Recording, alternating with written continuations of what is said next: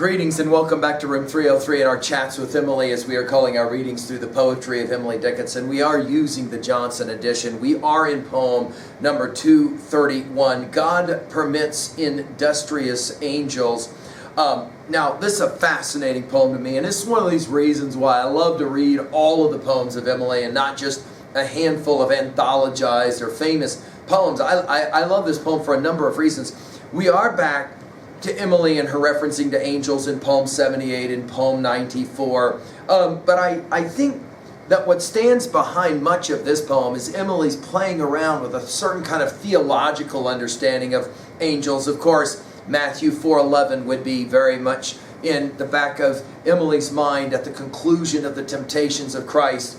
After he has repelled the devil, the angels will come and minister to him. Here, the angels will play, or at least one will play with Emily, or Emily will play with the angel. It's a fascinating idea. Now, our assumptions are that you've been following our stuff at learnstrong.net. Down that left-hand side, Chats with Emily, our playlist. I'm hopeful that you've already worked through our set of introductory comments. I'm also hopeful that you've already worked through the preceding 230 poems. We just finished with poem 230, We, Be, and I. Now, this poem, when it was published in 1890, was actually called Playmates. And Emily loves the word play. We're going to see that as we get into this poem. In some ways, we're back to Emily's, can I say, playing around with theological ideas. As I mentioned already, she knew, of course, the passage from Matthew 4:11 and the idea that angels will minister. Only here she's going to play around with the idea that an angel would play, especially an industrious angels, where choices are going to matter in this one. Now, Ruth Miller, the scholar, believed that the angels here are symbolic of Emily's view of poetic inspiration, and I love that reading of this poem as well. We'll play that game as well. God permits industrious angels afternoons to play. I met one, forgot my schoolmates, all for him straightway. God calls home the angels promptly at the setting sun.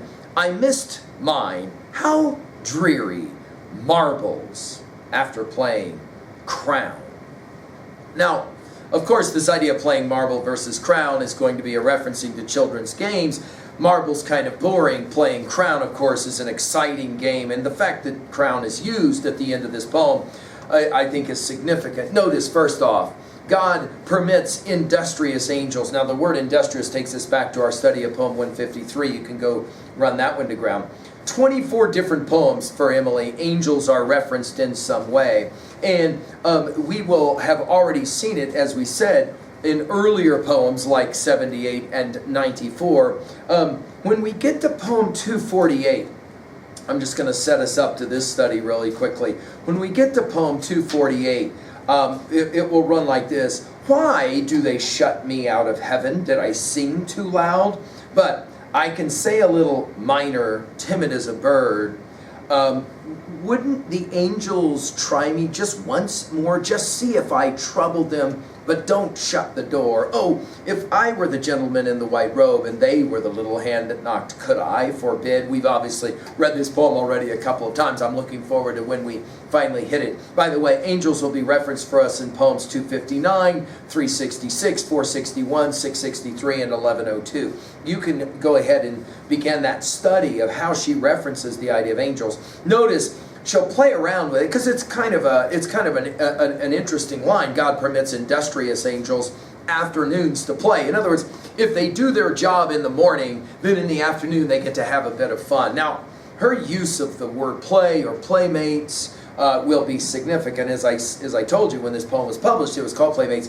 In 74, at least different poems, she references the idea of play. I think, and this is one of the reasons we call this series Chats with Emily, because it's far more of a play type of word to have a chat. And I think Emily is having, as I've said to you guys a number of times, I think she's having a lot of fun as she's going through this process of enjoying the writing of poetry. Notice she says, I met one, right? Forgot my schoolmates, what I used to say when I was young. I met one as a child, all for him. This use of the word all, we've mentioned poem 772, all is the price of all. I don't think that's a throwaway word for her here in this poem. All for him. In other words, I was totally focused on him. Now, this will lead, notice capitalized him, some scholars to say she's really talking about poetic inspiration here. In other words, it visited me, so I decided to play with him straightway. And then the balancing now of the second part of the poem. God calls home angels. In other words, where does inspiration actually go? Who knows? Notice, God calls home the angels promptly as opposed to industrious. At the setting sun. Now, what that will mean depends obviously on your interpretation of the poem.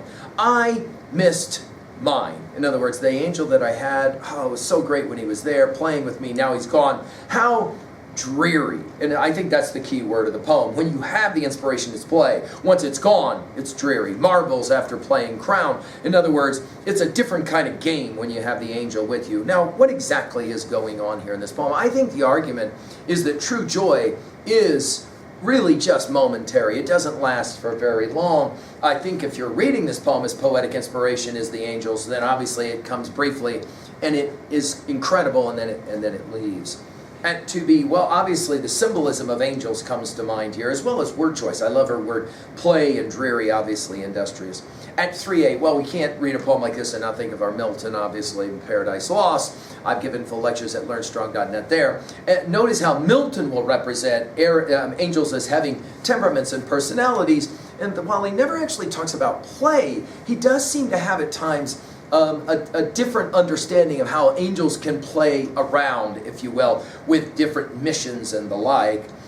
Think about Shelley's defense of poetry and the whole notion of inspiration and where it comes from, potable gold. We've given some lectures on it at learnstrong.net. And of course, we mentioned Matthew 4:11. Finally, to own a little poem like this, do you believe in this idea of angels? Do you believe in the notion of inspiration? And if so, where does it come from that all of a sudden you can feel incredibly inspired to do something? I'm hopeful that you feel inspired to enjoy your study of Emily. Thank you.